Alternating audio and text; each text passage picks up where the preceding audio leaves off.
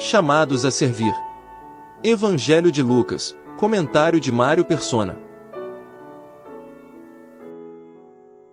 Pedro e seus amigos estão perplexos com o resultado da pesca feita de acordo com a palavra de Jesus. Sempre nós nos surpreendemos com as consequências de colocarmos nossas vontades e ações sob a direção de Deus. Ele é capaz de fazer infinitamente mais do que tudo o que pedimos ou pensamos, de acordo com o seu poder que atua em nós. A submissão de Pedro e de seus sócios, Tiago e João, lhes rende muito mais do que uma pesca extraordinária. Jesus chama Pedro para uma nova missão. Não tenha medo, de agora em diante você será pescador de homens. Os outros dois se consideram incluídos no convite, pois arrastaram os seus barcos para a praia e deixaram tudo e o seguiram. Jesus não chama desocupados para a sua obra. Há quem passe a vida de papo para o ar, esperando por uma oportunidade de servir ao Senhor, quando poderia estar a serviço dele em qualquer lugar ou profissão. Se você prestar atenção, verá que Jesus usou Pedro antes mesmo de chamá-lo para uma missão específica. Pedro o serviu com o seu barco e se deixou usar como um testemunho de fé, que certamente impressionou a multidão que assistia a tudo da praia. Na Bíblia, nós encontramos pessoas servindo a Deus onde estavam, como a menina serva de Naamã, ou o menino dono dos pães e peixes que Jesus multiplicou.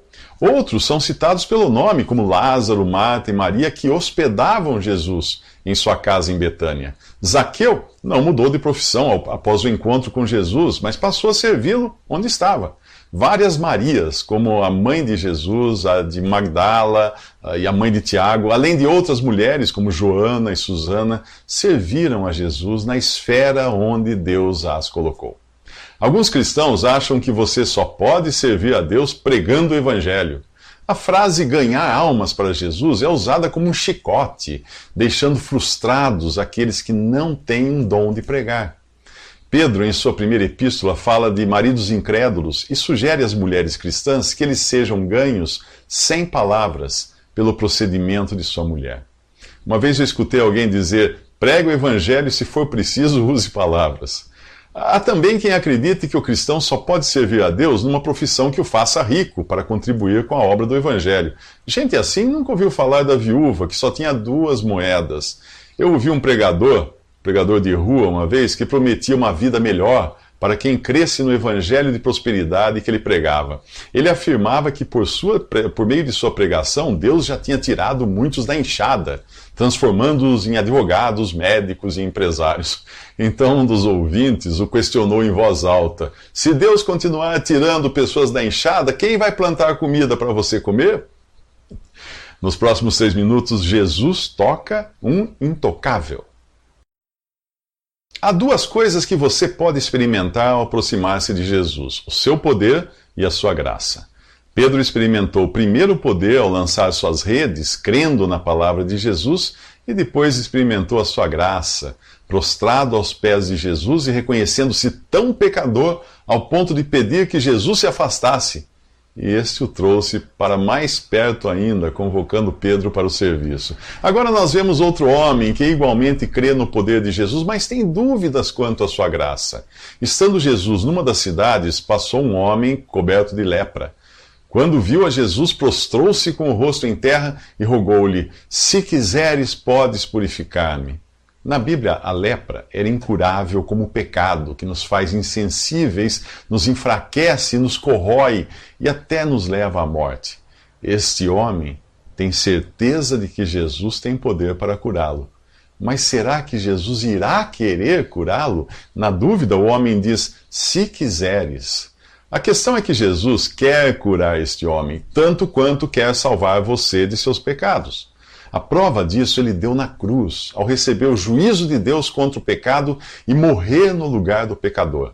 Você só saberá se estava sendo substituído por Jesus no juízo divino se crer nele como seu Salvador. Caso contrário, os seus pecados não foram pagos por Jesus na cruz.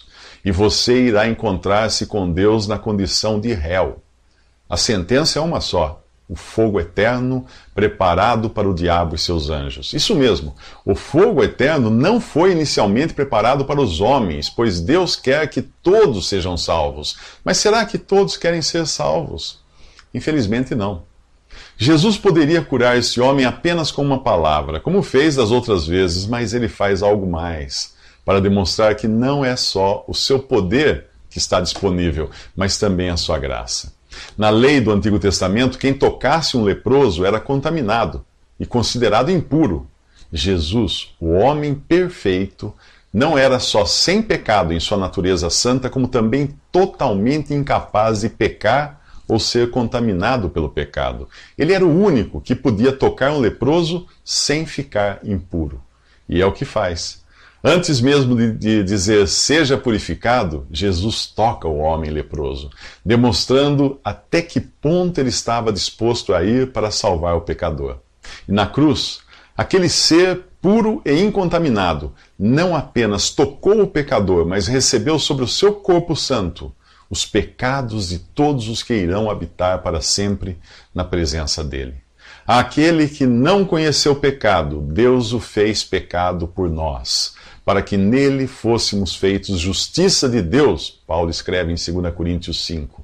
Ao longo dos evangelhos, Jesus sempre chamou a Deus de meu Pai. Na cruz, ele foi obrigado a chamá-lo de meu Deus, por estar na condição de réu, substituindo o pecador. Nos próximos 3 minutos, descubra por que os evangelhos são para os judeus. Jesus ordena ao leproso que acabara de curar: não conte isso a ninguém. Por que pedir que ele não divulgue a cura? Para não atrair multidões interessadas em milagres. As curas e sinais que Jesus faz nos evangelhos servem para revelar suas credenciais de Messias, mas não são elas a razão da sua vinda ao mundo.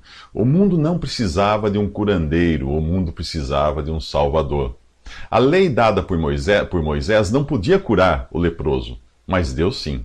Por isso, neste capítulo 5 do Evangelho de Lucas, nós vemos Jesus não apenas curando, mas também perdoando os pecados de um paralítico.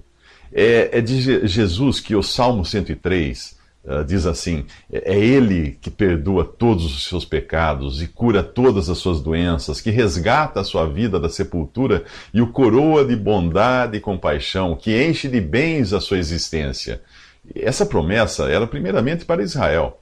Jesus aconselha o homem curado de lepra: vá mostrar-se ao sacerdote e ofereça pela sua purificação os sacrifícios que Moisés ordenou para que sirva de testemunho.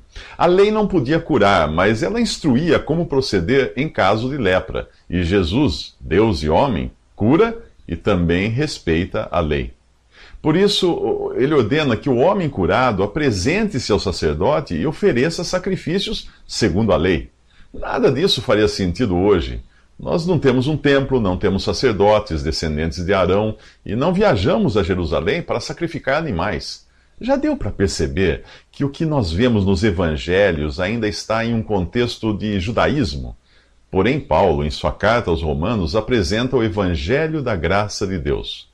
Ele diz: vocês não estão debaixo da lei, mas debaixo da graça. Romanos capítulo 6. Jesus foi rejeitado por Israel e entregou a sua vida como sacrifício pelo pecado, nos resgatando da maldição da lei e inaugurando uma nova maneira de Deus se relacionar com o homem. Nos evangelhos nós ainda temos os rituais e ordenanças, porém a ordem agora é: saiamos até Jesus, até Ele, Jesus, fora do acampamento, ou fora do arraial, ou fora do sistema judaico, suportando a desonra que Ele suportou. Pois não temos aqui nenhuma cidade permanente, mas buscamos a que há de vir. Por meio de Jesus, portanto, ofereçamos continuamente a Deus um sacrifício de louvor, que é fruto de lábios que confessam o seu nome. Isso está em Hebreus capítulo 13, versículo 13 ao 15. Os sacrifícios que o cristão oferece a Deus não têm qualquer ligação com a adoração exterior que é encontrada no Antigo Testamento. Infelizmente, muitos cristãos não entendem isso e tentam emprestar do judaísmo elementos que nada têm a ver com o cristianismo. Quais? templo, altares, cleros, sacerdotes, ordenação de líderes, vestes cerimoniais, corais, instrumentos musicais, levitas, dízimos, sábados, orações decoradas, adorações ensaiadas, feriados religiosos. A lista é imensa. Será que você adora a Deus em um lugar com todas essas coisas? Nos próximos 3 minutos, Jesus faz algo que só Deus é capaz de fazer. Até que ponto você chegaria para salvar um amigo? Eu estou falando com você, que já tem a salvação assegurada pela fé em Jesus e em sua obra na cruz. O que você estaria disposto a fazer para seu amigo não ser condenado a uma eternidade de sofrimento, trevas e isolamento? Esqueça aquela imagem de um inferno lotado de gente, com o diabo espetando todos com um garfo. Não existe isso. Sofrimento, trevas e solidão, sem amigos, sem parentes e principalmente sem Deus. Este é o destino dos perdidos. Mas o paralítico que nós encontramos no capítulo 5 de Lucas, ele tem amigos em número suficiente para levá-lo até Jesus. A dificuldade surge quando percebem que há tantos curiosos que é impossível chegar até a porta da casa, carregando o paralítico numa maca. A solução, então, é subir ao telhado, remover algumas telhas e baixar a maca por meio das cordas. Que visão aquela! Um paralítico sendo baixado bem no meio do cômodo onde Jesus está. Lucas descreve a reação de Jesus. Vendo a fé que eles tinham, Jesus disse: Homem, os seus pecados estão perdoados. Percebe que o texto não diz que Jesus viu a fé do paralítico, mas viu a fé daqueles homens.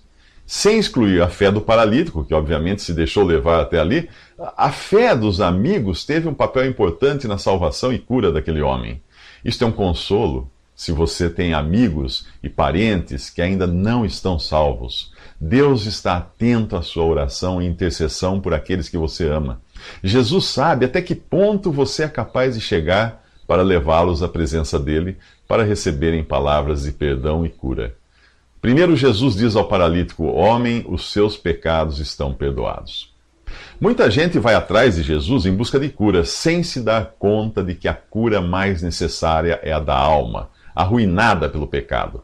Nós achamos que o doente, ou quem não tem sorte no amor, ou aquele que passa por dificuldades financeiras, é quem está numa pior. E que uma pessoa saudável, que encontrou sua cara metade, que está nadando em dinheiro, essa pessoa então vive sem problemas. Mas ninguém está com a vida resolvida enquanto viver em um corpo arruinado pelo pecado, sem um relacionamento com Jesus e devendo mundos e fundos para Deus. Os membros do clero ficam chocados com a audácia de Jesus, que afirma que os pecados do paralítico estão perdoados. Eles exclamam: Quem é esse que blasfema? Quem pode perdoar pecados senão somente Deus? Antes que aqueles homens digam que é fácil falar sem dar provas concretas de que tem poder para isso, Jesus ordena ao paralítico: Levante-se, pegue sua maca e vá para casa. E é o que ele faz. O homem faz aquilo para surpresa de todos. Ele sai dali andando e louvando a Deus por sua salvação. Nos próximos 3 minutos, Jesus convida um pecador e é convidado por ele.